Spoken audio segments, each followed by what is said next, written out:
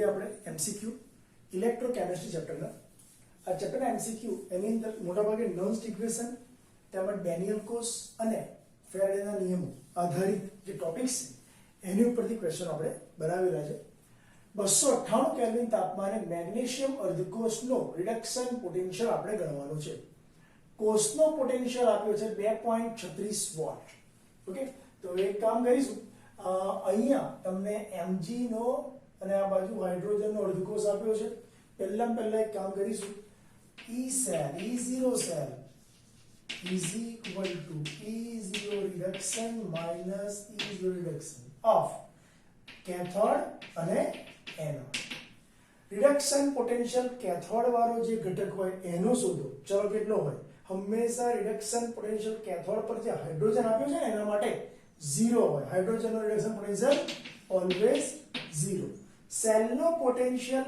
આપ્યો છે 2.36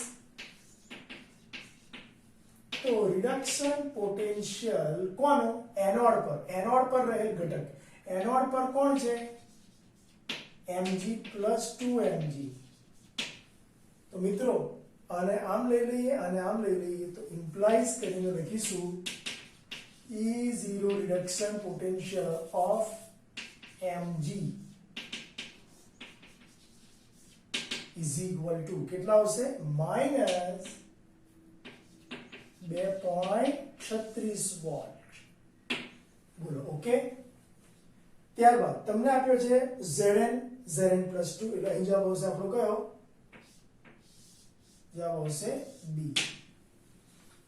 ઝિંક અર્ધકોષ અને કોપર અર્ધકોષના જોડાણથી તમને એક કોષ બનાવીને આપેલો છે અને આ કોષ પોટેન્શિયલ 1.10 વોલ્ટ છે તો કોષની પ્રક્રિયા માટે સંતુલન અચળાંક કેટલો થાય મિત્રો એક બહુ જોરદાર વસ્તુ કહું કે જ્યારે તમને કોઈ ડેનિયલ સેલ કે બંને કોઈ પ્રક્રિયા આપેલી હોય ને એ પ્રક્રિયામાં કોષનો પોટેન્શિયલ જો પોઝિટિવ મળે તો નક્કી એનો સંતુલન અચળાંક એ 10 પોઝિટિવ ઘાત વાળો જ મળે હું સમજાવું કેવી રીતે દાખલા તરીકે E બરાબર E0 RT ln RT upon NF ln નિપજના છેદમાં પ્રક્રિયક નિપજ અને પ્રક્રિયકના કોન્સન્ટ્રેશન પરથી તમે E લાયા આ E જે લઈ આયા એને તમે ડેલ્ટા G ની અંદર મૂકો તો ડેલ્ટા G ની વેલ્યુ કેવી થાય -NF E0 સેલ તો તમે મને કહો સીધી સટવાત જથ્થો આપ્યો છે ડેલ્ટા G બરાબર આ ડેલ્ટા G ની વેલ્યુ કેવી આવવાની ઋણ આવવાની ડેલ્ટા G જો નેગેટિવ હોય તો યાદ કરો પેલી ફોર્મ્યુલા ડેલ્ટા G બરાબર -RT ln Kc જો ડેલ્ટા G તમને નેગેટિવ મળે તો નેગેટિવ ઓલવેઝ Kc પોઝિટિવ જ મળે એટલે તમારો આન્સર લાવવાની કોઈ જરૂર નથી આ નેગેટિવ ઘાત છે આ નેગેટિવ ઘાત છે આ પણ નેગેટિવ ઘાત છે ખાલી એક જ પોઝિટિવ ઘાત છે 10⁻37 આનો સીધો મતલબ એવો થયો મિત્રો કે જ્યારે કોઈ સેલ આપ્યો હોય અને સેલનો પોટેન્શિયલ પોઝિટિવ મળે તો ડેલ્ટા G નેગેટિવ મળે ડેલ્ટા G નેગેટિવ મળે તો Kc ઓલવેઝ પોઝિટિવ હોય એટલે તમારે આ પ્રકારના દાખલામાં ઘાત પોઝિટિવ મૂકી હોય એ તમારો આન્સર થાય ઓકે જો 1/2 Cu + 1/2 Cl2 gives 1/2 Cu + 2 + Cl - આ પ્રક્રિયા માટે 298 તાપમાને કોષનો potential you are given 1.02 volt તો મુક્ત ઊર્જાનું મૂલ્ય કેટલું મિત્રો એક વસ્તુ યાદ રાખીશું અહીંયા ડેલ્ટા G જ્યારે કહેવાય મુક્ત ઊર્જાનો ફેરફાર મુક્ત ઊર્જા બરાબર -NF E0 સેલ ચલો મને કહો ઉપરોક્ત પ્રક્રિયામાં કોપરનો ચેન્જ 0 થી +2 થયો કોપરનો ચેન્જ 0 થી +2 ઓક્સિડેશન અંકમાં 2 નો વધારો પરંતુ 1/2 છે મિત્રો એટમ એક હોય તો ચેન્જ 2 થાય 0 થી +2 તો એટમ હાફ હોય તો આપણે શું ગણીશું n બરાબર 1 તો અહીંયા n બરાબર તમે 1 લેશો 96500 તો છે જ Faraday E0 cell that you are given 1.02 અને આનો જવાબ કાઢીશું તો તમને મળશે -98430. તો મિત્રો યાદ રાખજો અહીંયા આ દાખલામાં મેઇન વસ્તુ શું આવી ડેલ્ટા જી બરાબર NF E સેલ અને એમાં પણ n ની વેલ્યુ બરાબર n ની વેલ્યુમાં છેતરાઈ ના જવાય અહીંયા 0 થી 2 એટલે આપણે વિચાર લઈએ કે સાહેબ +2 હશે પણ એવું નથી એક્ચ્યુઅલી બરાબર ઓકે એટલે એ યાદ રાખીશું. ત્યારબાદ કયું સમીકરણ સાચું છે અહીંયા કોષના પોટેન્શિયલ દર્શાવેલા છે E બરાબર E0 - RT NF ln નિપજના છેદમાં પ્રક્રિયક. આપણે જ્યારે નન્સ્ટ ઇક્વેશન રજૂ કરીએ છીએ ત્યારે આને ના રજૂ કરવો હોય તો 2.303 મુજબ જઈને કામ કરીએ તો તમને આવી ફોર્મ્યુલા મળે E બરાબર E0 - 0.0592 n log of નિપજના છેદમાં પ્રક્રિયક. આ તમારે યાદ રાખવાનું. તમારો આન્સર આવશે A. This is the correct answer. Okay?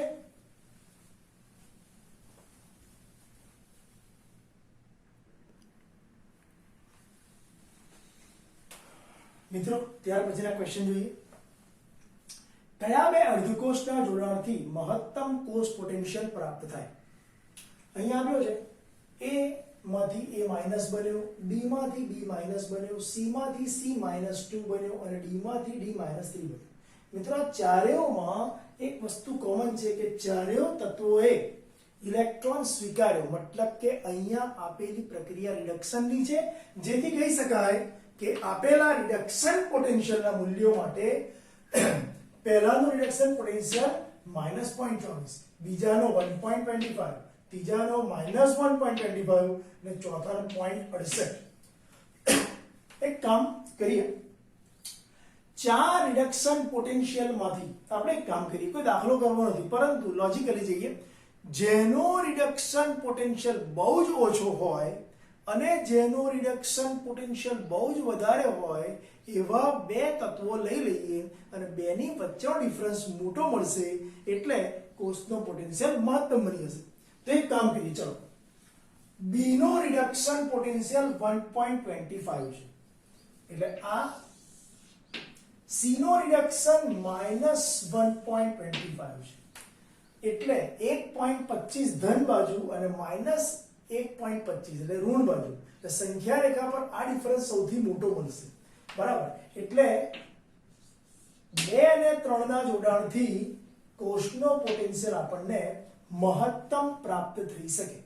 બોલો ક્લિયર? ઓકે, એટલે B અને C ના જોડાણથી આપણે આ કરી શક્યા. હવે આ જ વાતને સેલમાં રજૂ કરવી હોય તો આપણે લખી શકીએ કે જેનો રિડક્શન પોટેન્શિયલ હાઈ એ કેથોડ તરફ લખવાનો, એટલે B અહીંયા આવે અને C આ બાજુ આવશે, રાઈટ. C -2 માંથી C બન્યો અને સામે B માંથી B બન્યો.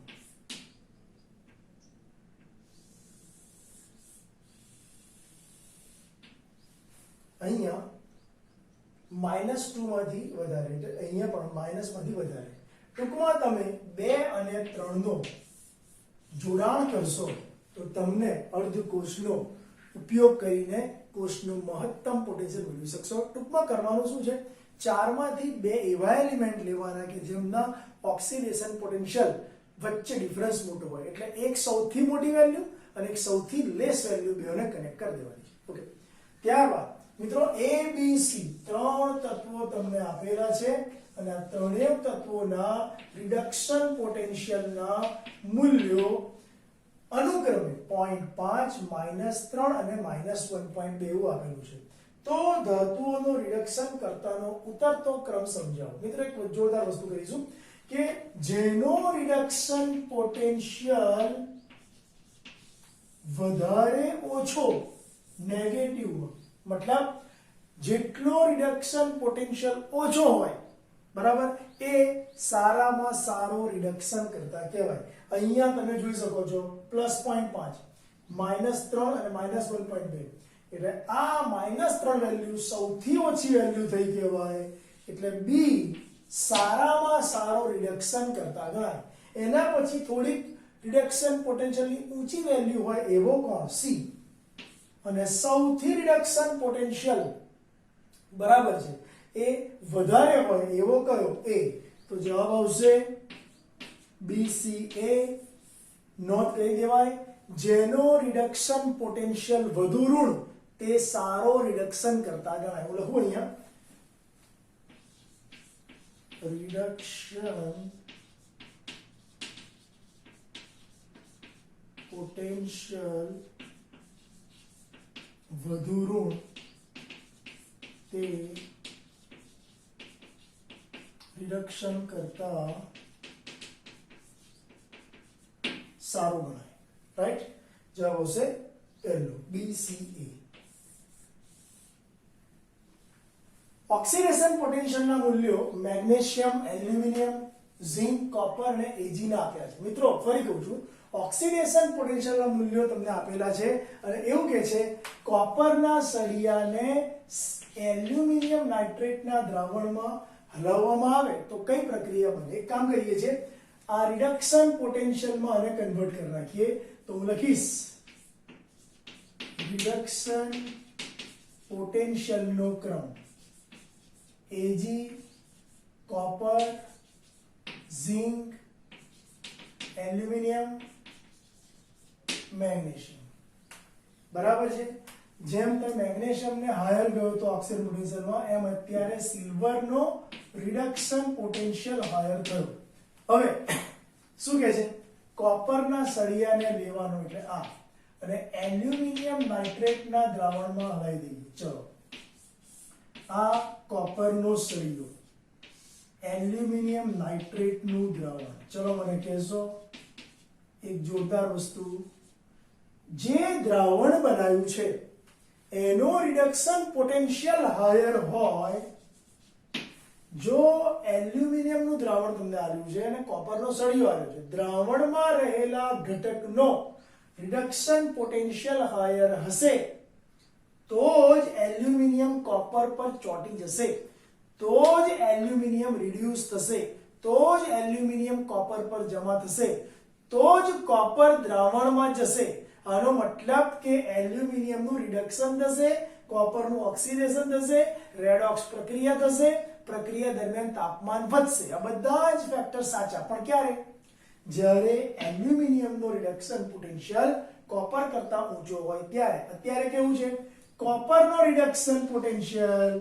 એલ્યુમિનિયમ કરતા હોય છે એટલે આ વસ્તુ શક્ય બનશે નહીં નો રિએક્શન ટેકિંગ પ્લેસ કોઈ પણ પ્રક્રિયા અહીંયા થશે નહીં due to higher reduction potential of copper okay નીચેના પ્રમાણિત ઓક્સિડેશન પોટેન્શિયલના મૂલ્યો માટે કઈ ધાતુ ઝડપથી રિડક્શન પામે મિત્રો તમને અહીં આપી છે Fe માંથી Fe+2 Ni માંથી Ni+2 કોપર માંથી Copper+2 અને સિલ્વર માંથી Ag+ હવે ચારે રિડક્શન પોટેન્શિયલ તમને જે આલ્યા છે એ બધા ઓક્સિડેશન પોટેન્શિયલ છે માની લો કે મારે આને રિડક્શન પોટેન્શિયલ નેગેટિવમાં કરવા હોય એટલે કે ફેરવવા હોય તો રિડક્શન પોટેન્શિયલ Fe નો કેટલો બને -0.44 આમાં બનશે -0.23 આમાં બનશે +0.34 અને આમાં બનશે 0.80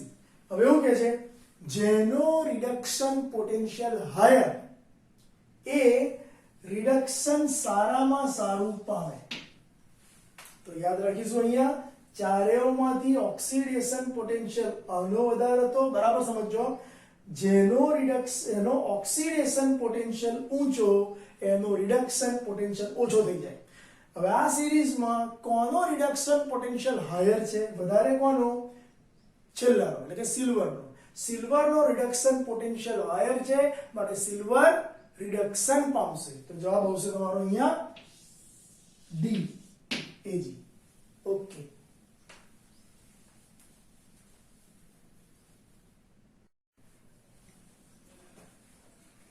મિત્રો નવો ક્વેશ્ચન જોઈએ. mg અને al માટે રિડક્શન પોટેન્શિયલના મૂલ્યો 2.37 અને 1.66 પર અનુક્રમે છે. તો પ્રક્રિયા દરમિયાન ચાર વસ્તુ આપી છે. mg દ્વારા al દ્વારા mg કોણ વિસ્થાપિત થશે. ત્યારબાદ mg અને al વિસ્થાપિત કરવા સમર્થ નથી, છેલ્લે કોઈ પ્રક્રિયા ન થાય. તો આ સ્ટેટમેન્ટને આપણે સાચું કરવું હોય અને સમજવું હોય તો સમજીએ. mg અને al માટે રિડક્શન પોટેન્શિયલ વેલ્યુ, ચલો મને કહો mg નો રિડક્શન પોટેન્શિયલ 2.37 છે, પેલાનો 1.66 એટલે હાયર કોનો થયો? મેગ્નેશિયમનો. જેનો રિડક્શન પોટેન્શિયલ હાયર એ રિડક્શન પામે, બરાબર. તો એક કામ કરીએ છીએ, રિડક્શન પોટેન્શિયલ હાયર હોય એનું આપણે શું કરી દઈએ? દ્રાવણ બનાવી દઈએ. તો અને બાકીનો જે ઘટક છે એની પટ્ટી બનાવી દઈએ, એટલે એલ્યુમિનિયમની પટ્ટી. તો જેનો રિડક્શન પોટેન્શિયલ ઊંચો છે એવો મેગ્નેશિયમ એલ્યુમિનિયમ પર ચોટે, અને એલ્યુમિનિયમ જે પટ્ટીમાંનો છે એ દ્રાવણમાં જવાનો. મતલબ એવો થયો કે મેગ્નેશિયમે એલ્યુમિનિયમનું વિસ્થાપન થયું, મેગ્નેશિયમે એલ્યુમિનિયમનું વિસ્થાપન કર્યું. તો મેગ્નેશિયમ દ્વારા એલ્યુમિનિયમ વિસ્થાપિત થયું, નીચે ઉતર્યો એને શું કહેવાય? વિસ્થાપિત થયો. મેગ્નેશિયમ ઉપર ગયો, ડિપોઝિટ થયો, એલ્યુમિનિયમ નીચે ઉતર્યો. મતલબ કે મેગ્નેશિયમ ઉપર ચડ્યો તો એલ્યુમિનિયમ નીચે ઉતર્યો. મેગ્નેશિયમ વડે એલ્યુમિનિયમ શું થયું? વિસ્થાપન થયું, સબસ્ટિટ્યુશન થયું. જવાબ આવશે mg દ્વારા al નું વિસ્થાપન થાય. મિત્રો આ પ્રકારના પ્રશ્નોમાં જેનો રિડક્શન પોટેન્શિયલ હાયર છે, બરાબર, એ રિડક્શન પામે એટલે બીજાનું શું કરે? ઓક્સિડેશન કરશે. ચલો, કોપરની પટ્ટીને FeSO4 ના દ્રાવણમાં ડુબાડેલ છે. તો કોપરનો રિડક્શન પોટેન્શિયલ +34 આપ્યો છે, 0.34, અને Fe નો રિડક્શન પોટેન્શિયલ -0.45 વોલ્ટ છે. તો ચાર સ્ટેટમેન્ટો વાંચવાના છે. કોપર અવક્ષેપિત થાય, Fe અવક્ષેપિત થાય, કોપર ને Fe બંને દ્રાવણ અવસ્થામાં રહે અને કોઈ પ્રક્રિયા ના થાય. તો મિત્રો આ ચાર વસ્તુમાંથી આપણે કોઈ પણ એક એને આન્સર તરીકે મૂકવાની છે. ચલો, કોપરની પટ્ટીને ફેરસ સલ્ફેટમાં મૂક્યો. આ કોપરની પટ્ટી, આ ફેરસ સલ્ફેટનું સોલ્યુશન, રાઈટ. હવે મને કહો ફેરસ સલ્ફેટનું સોલ્યુશન એમાં Fe નો રિડક્શન પોટેન્શિયલ હાયર હોય ને, હાયર તો જ Fe ઉપર જાય અને કોપર નીચે ઉતરે. વાંચીએ, કોપરનો રિડક્શન પોટેન્શિયલ 0.34 છે અને Fe નો ઓછો છે. મતલબ કે રિડક્શન પોટેન્શિયલ ઓછો હોવાને કારણે ફેરસ સલ્ફેટમાંનો Fe કોપરની પટ્ટી પર જશે નહીં, અને જો આ ના જાય તો સામેથી કોપર પણ દ્રાવણમાં ઉતરશે નહીં. મતલબ કે કોઈ પણ પ્રકારની પ્રક્રિયા થશે નહીં. તમારા દ્રાવણની અંદર રહેલા ધન ઘટકનો રિડક્શન પોટેન્શિયલ હાયર હોય, દ્રાવણમાંના ઘટકનો રિડક્શન પોટેન્શિયલ ઊંચો હોય, તે પટ્ટી પર જમા થશે. પણ એવું તો છે નહીં. યુ કેન સી ફેરસ સલ્ફેટનું દ્રાવણ છે અને ફેરસ સલ્ફેટનો રિડક્શન પોટેન્શિયલ તો -0.45 છે, માટે એ ઉપર જઈ શકશે નહીં. ઓકે, એટલે અહીંયા લખીશું કોઈ પ્રક્રિયા થશે નહીં. No reaction takes place. Okay, thereafter zinc, copper અને સિલ્વરના ટુકડાને જ્યારે 1 મોલર H2SO4 ના દ્રાવણમાં આપણે નાખીએ છીએ ત્યારે H2 વાયુના પરપોટા ઉત્પન્ન થાય છે. તો કઈ ધાતુએ આ પ્રક્રિયા કરી હશે? ઝીંક, કોપર અને સિલ્વર ત્રણેય ટુકડા નાખ્યા. ત્રણેયના ટુકડા નાખવાથી એવું તો મીનિંગ થતો નથી કે ત્રણેયે હાઇડ્રોજન ગેસ બનાવવા માટે મદદ કરી હોય. મતલબ કે ત્રણે ત્રણ બી કરી શકે, બે બી કરી શકે, એક પણ કરી શકે. તો એક કામ કરીએ, આ પ્રક્રિયા થવા માટે સીધી સરળ વસ્તુ છે કે જ્યારે તમને ધાતુ નાખીને આપી, એક, બીજી, ત્રીજી, જે ધાતુ અંદર ગઈ અને H2SO4 જો પ્રક્રિયા થઈ, એનો મતલબ કે એ ધાતુનો ઓક્સિડેશન પોટેન્શિયલ ઊંચો હોવો જોઈએ. તો અહીંયા ગેસ માટે જવાબદાર હાયર ઓક્સિડેશન પોટેન્શિયલ. ચલો મિત્રો, રિડક્શન પોટેન્શિયલ -0.76, તો ઓક્સિડેશન પોટેન્શિયલ +0.76, રિડક્શન પોટેન્શિયલ +34, તો ઓક્સિડેશન પોટેન્શિયલ માઇનસમાં આવી જશે. રિડક્શન પોટેન્શિયલ પ્લસ 0.80 તો ઓક્સિડેશન પોટેન્શિયલ માઇનસમાં આવી જશે, એટલે આ બંને નેગેટિવમાં જવાના અને આ પોઝિટિવમાં જવાનો. તો ઝિંકનો ઓક્સિડેશન પોટેન્શિયલ હાયર છે એટલા માટે એણે ધાતુએ પ્રક્રિયા કરીને હાઇડ્રોજન ગેસ આપ્યો. આનો મતલબ એવો થયો મિત્રો કે જો તમારે એ રીતે ના બોલવું હોય તો ઊંધું, જેનો ઓક્સિડેશન પોટેન્શિયલ ઊંચો એ H2 ગેસ આપે, એને બદલે જેનો રિડક્શન પોટેન્શિયલ ઓછો એ પણ શું આપે? H2 ગેસના પરપોટા. જવાબ આવશે તમારો માત્ર ઝિંક. મિત્રો I- અને Br- ના દ્રાવણમાં જો તમને આયોડીન અને બ્રોમિન અનુક્રમે ઉમેરવાનું કહ્યું હોય તો કઈ પ્રક્રિયા ઝડપથી થાય? જ્યારે તમને આયોડાઇડ આયન આપ્યો છે એમાં I2 ગેસ, બ્રોમાઇડ આયન આપ્યો છે એમાં Br2 ગેસ આપેલો હોય, બરાબર, એ દ્રાવણના સંયુક્ત પાત્રમાં, બરાબર. ચલો મને કહો I- Br- ધરાવતા દ્રાવણમાં જ્યારે તમને I2 અને Br2 નાખીને આપે તો કઈ રિએક્શન થશે? Excellent point. મિત્રો યાદ રાખીશું, આપણે જાણીએ છીએ હેલોજનનો ક્રમ FCl Bri. અત્યારે તમારી પાસે બ્રોમિનનો એટમ કે જેનું કદ નાનું છે, અને આપણે આ ટોપિકને આપણે કદ પર લઈ જઈએ. આયોડીનનો એટમ જેનું કદ મોટું છે, મોટા કદનો એટમ ઓલવેઝ ઇલેક્ટ્રોન ગુમાવવાની વૃત્તિ ધરાવે એટલે ઓક્સિડાઇઝ થાય, અને નાના કદનો એટમ ઇલેક્ટ્રોન મેળવવાની વૃત્તિ ધરાવે એટલે આ ઇલેક્ટ્રોન મેળવવાની વૃત્તિ ધરાવે. તો એનો મતલબ એવો થયો કે આયોડીન પોતે ઓક્સિડેશન પામીને Br નું શું કરે છે? રિડક્શન કરે છે. તો મિત્રો Br નું કન્વર્ઝન, Br ઇલેક્ટ્રોન લઈ લે તો Br શું બનાવશે? Br minus. બોલો ક્લિયર? એટલે આયોડીન એ બ્રોમિન નું શું કરે છે? Br નું રિડક્શન કરે છે. તો લખી આયોડાઇડ આયન Br નું શું કરે છે? રિડક્શન. યસ, આયોડાઇડ આયન એ Br નું શું કરે છે? ઇલેક્ટ્રોન એક્સેપ્ટ કરીને રિડક્શન કરે છે. Excellent point, most IMP point. નાના કદનો એટમ એ ઇલેક્ટ્રોન એક્સેપ્ટ કરે અને મોટા કદનો એટમ ઇલેક્ટ્રોન ગુમાવવાની વૃત્તિ ધરાવે. તો આના પરથી આવ્યું કે આયોડાઇડ આયન એ પોતે ઓક્સિડેશન પામે, જ્યારે બ્રોમિન નું શું કરી આપે? રિડક્શન. ઓકે.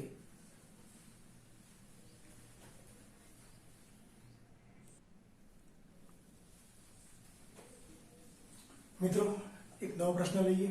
2 ડેનિયલ કોષની રચના બનાવી છે. એમાં 1 મોલર કોપર સલ્ફેટની સામે 1 મોલર ઝિંક સલ્ફેટ, અને બીજાની અંદર 2 મોલર કોપર સલ્ફેટ અને 2 મોલર ઝિંક સલ્ફેટ નો ઉપયોગ કર્યો છે. તો બંને ડેનિયલ કોષના પોટેન્શિયલો E1 અને E2 એની સરખામણી કરવાની છે. મિત્રો યાદ રાખજો, જ્યારે આપણે બંને બાજુ રહેલા દ્રાવણની સાંદ્રતા 1 મોલર રાખીએ છીએ, બરાબર, અને માન લો કે તમે અહીંયા યુઝ કર્યો E બરાબર E0 minus RT upon NF ln, અથવા તો આ યુઝ ના કરવું હોય તો E બરાબર 0.0592 upon n log of anodic solution upon cathodic solution. ચલો મને કહો, 1 મોલર બંને સાઈડ કોન્સન્ટ્રેશન હોય તો નિપજના છેદમાં પ્રક્રિયક, નિપજ પણ 1 મોલર, પ્રક્રિયક એટલે કે બીજું દ્રાવણ રિડક્શન પોટેન્શિયલ વાળું કેથોડિક સાંદ્રતા અને એનોડિક સાંદ્રતા બંને 1 છે. તો આ log 1 0 થઈ જશે એટલે તમને પોટેન્શિયલ મળશે E1. માની લો કે તમે બીજો એક સેલ બનાવો છો, એમાં દ્રાવણ 2 મોલર કોન્સન્ટ્રેશન વાળું રાખો છો, રાઈટ, અને E2 બીજો એક સેલ બનાવ્યો તો E2 બરાબર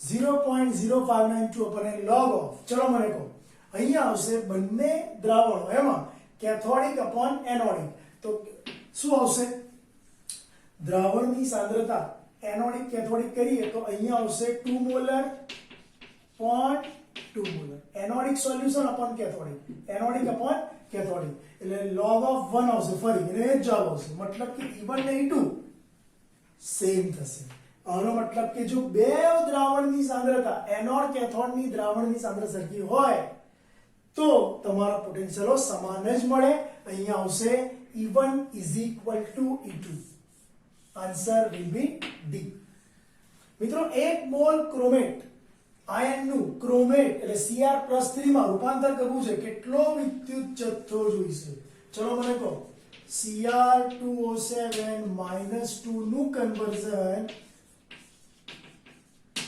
2Cr+3 માં કર્યું છે કેટલો વિદ્યુત જથ્થો જોઈશે ચલો મને કહો 7 દુ 14 -14 ગયા સામે 14 - 2 12 2 ક્રોમિયમ નો મળ્યો 12 તો અહીંયા 1 નો 3 તો 2 નો 6 2 ક્રોમિયમ નો મળ્યો 6 મિત્રો ડાયક્રોમેટ આયનમાં ટોટલ ક્રોમિયમ નો ઓક્સિડેશન નંબર 12 છે અને અહીંયા Cr+3 માટે ટોટલ ક્રોમિયમ નો ઓક્સિડેશન નંબર 6 છે 12 થી 6 નો ઘટાડો જોવા મળશે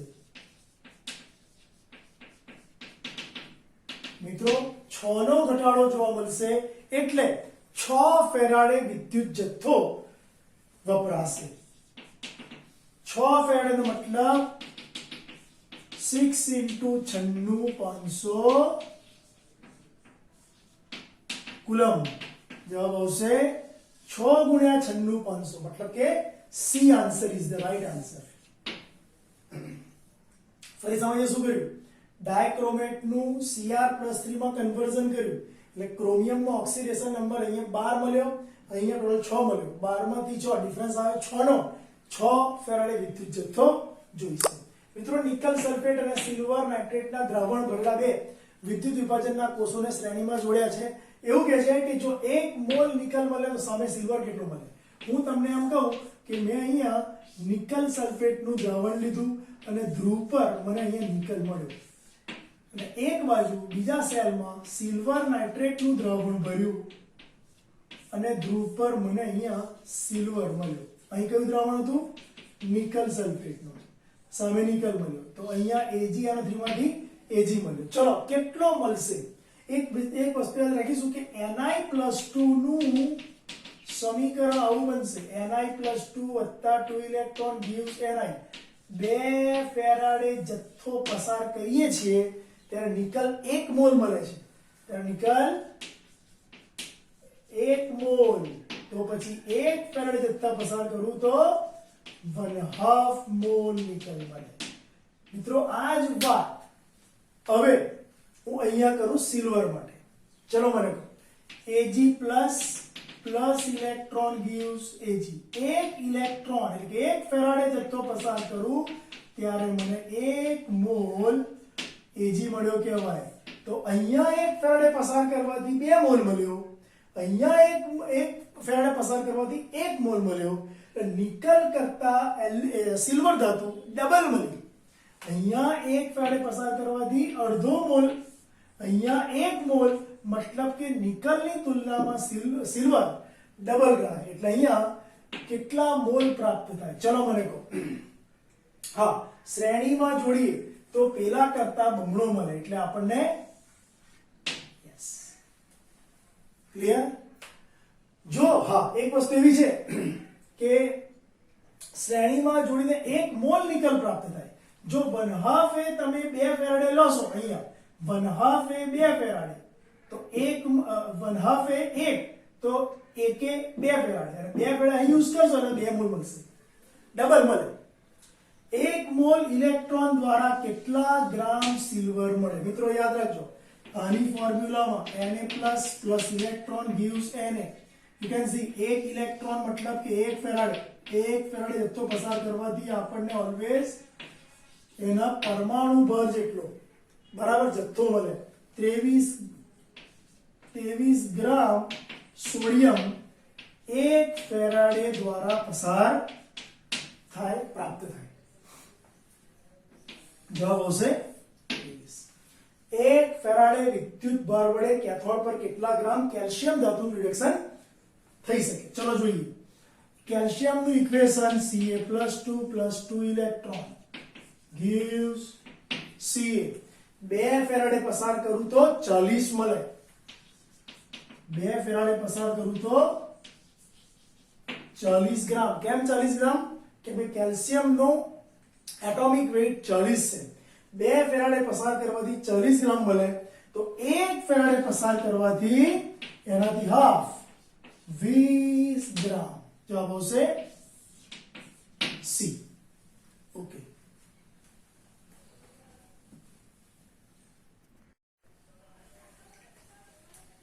મિત્રો નવા કેટલાક ક્વેશ્ચન જોઈએ. સાંદ્રતા કોષ આપ્યો છે સિલ્વરનો Ag Ag+Ag માટે કેટલો સેલ પોટેન્શિયલ થાય? હવે મને એક વસ્તુ કહો, જ્યારે તમને E0 સેલની વાત કરવાની થાય તો આપણે શું કહીએ છીએ? કોષનો પ્રમાણિત પોટેન્શિયલ શોધવા માટે રિડક્શન પોટેન્શિયલ ઓફ કેથોડ માંથી રિડક્શન પોટેન્શિયલ ઓફ એનોડ વાત કરીએ છીએ. પણ મિત્રો બંને સેમ ધાતુ છે, તો તમને E0 સેલ શું મળશે? 0.01. હવે રહી વાત કોષ પોટેન્શિયલની E સેલની, તો E cell is equal two શું આવશે? E0 સેલ કે જે 0 છે માઈનસ RT/NF, પરંતુ RT/NF ના લખવા હોય તો માઈનસ 0.0592/n log of. ચલો એનોડિક solution upon cathodic solution. Anodic પર શું છે? 0.01 મોલર અને કેથોડિક પર 0.1 મોલર, અને આનું સેટિંગ મારીશું તો તમને ઇસેલ મળી જશે. જોઈએ માઈનસ, ચલો n કેટલો છે મિત્રો? 0 માંથી પ્લસ કર્યો એટલે 1 થશે. Minus 0.0592/1 log of. ચલો નીચે 100 ઉપર 10 એટલે 1/10 એટલે 10⁻⁻1. આ -1 નીચે ઉતરે એટલે જવાબ મળે માઈનસ માઈનસ પ્લસ 0.0592 વોલ્ટ. આવો આન્સર આવવો જોઈએ છે. પ્લસ 0.0590, આપણે 92 છે, બંને સેમ કહેવાય. ખબર પડી ગઈ? મેં શું કર્યું? કોષના પોટેન્શિયલ શોધવાનું નન્સનું ઇક્વેશન મૂક્યું. E બરાબર E0 સેલ, પરંતુ E0 સેલ 0 છે એટલે E0 cell minus 0.0592 log of anodic solution પર કેથોડિક સોલ્યુશન. એનોડિક સોલ્યુશનમાં હતું 0.01, કેથોડિક પર 0.1, અને આનું સિમ્પ્લિફિકેશન કરીને લઈ આવ્યા આપણે 0.0592. ઓકે મિત્રો, Zn અને હાઇડ્રોજનનો બનેલો એક કોષ આપેલો છે. ઝિંકનો અર્ધકોષ હાઇડ્રોજનનો અર્ધકોષ સાથે મળીને E સેલ બનાવે છે. એ E સેલ કેટલો છે આપણે શોધવાનું છે. મિત્રો યાદ રાખજો અહીંયા કે નન્સ ઇક્વેશન પહેલા મૂકીશું તો E0 શોધવો પડશે. E0 cell is equal two reduction potential of cathode અને રિડક્શન પોટેન્શિયલ એનોડ. ડિફરન્સ લઈ આવી મિત્રો. રિડક્શન પોટેન્શિયલ ઓફ કેથોડ પર હાઇડ્રોજન છે, એનો રિડક્શન પોટેન્શિયલ 0.0 માઈનસ એનોડ પર ઝિંક છે, ઝિંકનો રિડક્શન પોટેન્શિયલ તૈયાર કરી દેવાનો માઈનસ 0.76 તો જવાબ મળે તમને 0.76 વોલ્ટ. આ તમને E0 સેલ મળે. E સેલ લાવવા માટે શું કરીશું? સૂત્ર મૂકીશું. E સેલ બરાબર E0 cell minus 0.0592/n log of anodic solution cathodic solution. Anodic પર 0.1, કેથોડ પર 1. ચલો મને કહો E0 સેલ લાવ્યા તો 0.76 માઈનસ 0.0592/n બરાબર 2. કેમ? કેમ કે ઝિંકમાંથી Zn+2 બન્યો ને 2 log of 10⁻1/10 આવશે, -1 આવશે 10⁻1 એ નીચે ઉતરશે. એટલે તમારા દાખલાની અંદર આટલું એડ થશે, માઈનસ માઈનસ પ્લસ બની જશે. 0.76 પ્લસ 0.0592 નું હાફ કરીએ તો 0.0296 એટલે 76 માં 2 ઉમેરીએ તો 78 થાય. બરાબર 0.78 ની આસપાસ તમારો આન્સર આવવો જોઈએ. એવું છે કોઈ? યસ છે. માઈનસ નહીં આવે, પ્લસ આવશે. કેમ? કેમ કે માઈનસ જે 10⁻⁻1 છે એ સીધા નીચે ઉતરીને ઘાતમાં જાય અને ગુણાકારમાં આવશે માઈનસ માઈનસ પ્લસ. મિત્રો 0.02 મોલ Ag+ નું રિડક્શન કરવા માટે 1 એમ્પિયર વિદ્યુત કેટલો સમય પસાર કરવો પડે? આપ જાણો છો કે Q = IT ની ફોર્મ્યુલા કેટલો સમય પસાર કરવો પડે, t ને કરતા બનાવી દઈએ તો કુલમ આપણી પાસે હોવા જોઈએ. ચલો કુલમ લાવવા માટે શું કરીશું? કુલમ લાવવા માટે મારે ફોર્મ્યુલા મૂકવી પડશે Ag પ્લસ ની. ચલો Ag plus electron gives Ag. 1 mall Ag મેળવવા માટે 1 ફેરાડે, બરાબર. શું કરીશું? અહીંયા 1 ફેરાડે વડે તમને મળે છે 1 મોલ Ag. તો પછી ઊંધું લખીશું, 1 મોલ Ag મેળવવા માટે 1 ફેરાડે જરૂરી, તો 0.002 મોલ Ag મેળવવા માટે કેટલા ફેરાડે? કેટલા આવશે? 0.002 ફેરાડે. હવે આ ફેરાડે ને આપણે 1 ફેરાડે 96,500 કુલમ કરી દઈએ તો is equal two 0.02 into 96,500 coulomb. તમને કુલમ મળી ગયા. અને આપ સૌ જાણો છો કે સૂત્ર T બરાબર time is equal to coulomb upon ampere. તો time is equal to coulomb કેટલા લઈ આયા? આટલા 0.02 ઇન્ટુ 96,500 ના છેદમાં એમ્પિયર. એમ્પિયર 1 હતો અને આનો ગુણાકાર ભાગાકાર કરશો એટલે જોઈ લઈએ, નીચે 1000 આવે, અહીંયા 500 છે એટલે 2 2 જતા રહેશે મીડા. 96.5 ગુણ્યા 2 કરીશું તો આશરે 180 ની આસપાસ આવે એટલે જવાબ આવશે, પાછળ 5 છે ને એટલે 193 આવશે. મિત્રો જવાબ તમારો 193 સેકન્ડ.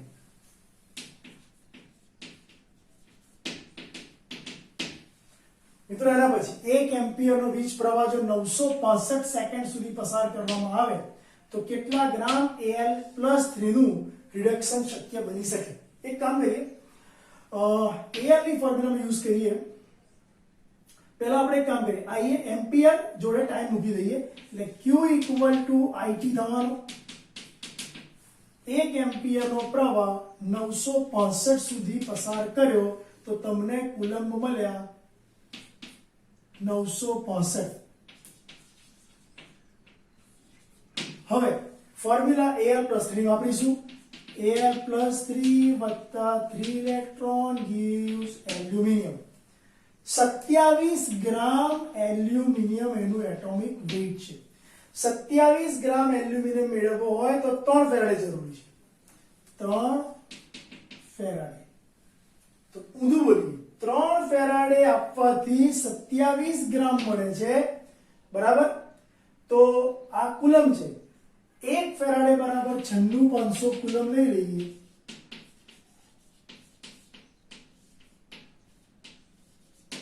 એક ફેરાડે બરાબર 96,500 કુલમ, બરાબર. તો આપણને જે કુલમ આપ્યા છે ને, આટલા કુલમે કેટલા ફેરાડે? 96,500 કુલમે 96,500 કુલમ 1 ફેરાડે તો 965 કુલમ કેટલા ફેરાડે? એટલે તમને મળવાના 965 ના છેદમાં 96,500 એટલે મળશે 0.01 ફેરાડે. હવે 3 ફેરાડે આપવાથી 27 મળે તો 0.01 આપવાથી કેટલા મળે?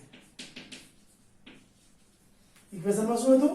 3 ફેરાડે એલ્યુમિનિયમ 27 મળતો હોય તો 0.01 ફેરાડે આપવાથી કેટલા મળે?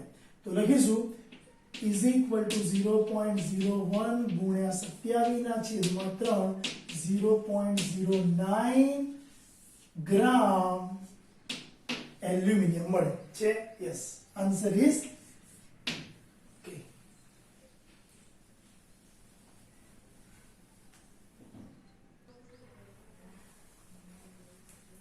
ચલો મિત્રો, ડેનિયલ કોષનો પ્રમાણિત પોટેન્શિયલ 1.10 વોલ્ટ છે. ધેટ મીન્સ તમને ઈ સેલ આપી દીધું છે. જો કોષમાંથી 0.06 વોલ્ટ પસાર થાય તો મહત્તમ કાર્ય કેટલું થાય?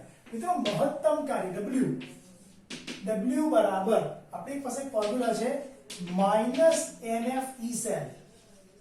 ચલો અહીંયા 0.6 F છે એટલે 0.6 F આને ગણાય. 1 ફેરાડે બરાબર 96,500. ઈ સેલ કોષનો પોટેન્શિયલ 1.10. મિત્રો આ તમને મળશે કુલમ્બ ઇન્ટુ વોલ્ટ, કેમ કે આ જે છે ને ફેરાડે એ 1 ફેરાડ બરાબર 96500 લખ્યા છે, એટલે કુલમમાં આવશે. એટલે મેં અહીંયા લખ્યા છે કુલમ ઇન્ટુ વોલ્ટ. જેને તમે કુલમ ઇન્ટુ વોલ્ટ કહો છો એ જૂલ છે. તો આ બધાનો જે ગુણાકાર તમે કરશો તો તમને 63690 જૂલ મળશે. જો તમારે આમાં 1000 વડે ભાગી નાખવા હોય તો 63.69 કિલો જૂલ મળશે. તમારો જવાબ આવશે 63.69. Here your answer will be B. મિત્રો એસિડ યુક્ત પાણીના ઇલેક્ટ્રોલિસિસ વિદ્યુત વિભાજન માટે 2 ફેરાડે જથ્થો પસાર કર્યો છે. ચલો મને કહો, મારી પાસે અત્યારે એનોડ કેથોડ છે, મેં એને વિદ્યુત વિભાજન કોષમાં જોડેલો છે. અહીંયા બેટરી બરાબર છે, હું લખું છું અહીંયા બેટરી મેં અહીંયા અટેચ કરી છે. શું કહે છે? એસિડ અંદર નાખ્યો, પાણીના 2-3 ટીપા નાખ્યા, બરાબર, એસિડના 2-3 ટીપા નાખ્યા. હવે 2 ફેરાડે જથ્થો પસાર કરું તો કેટલા મોલ O2 મળ્યો હશે? મિત્રો આ તો વોટર જ છે. વોટરનું હાઇડ્રોલિસિસ કરીશ અને મારે O2 લાવવાના હશે તો આમાંથી O2 મળશે વત્તા બેલેન્સિંગમાં 4H+ + 4 ઇલેક્ટ્રોન વપરાશે. આનો મતલબ એવો થયો 4 ફેરાડે જથ્થો પસાર કરું ત્યારે મને 1 મોલ O2 મળે છે.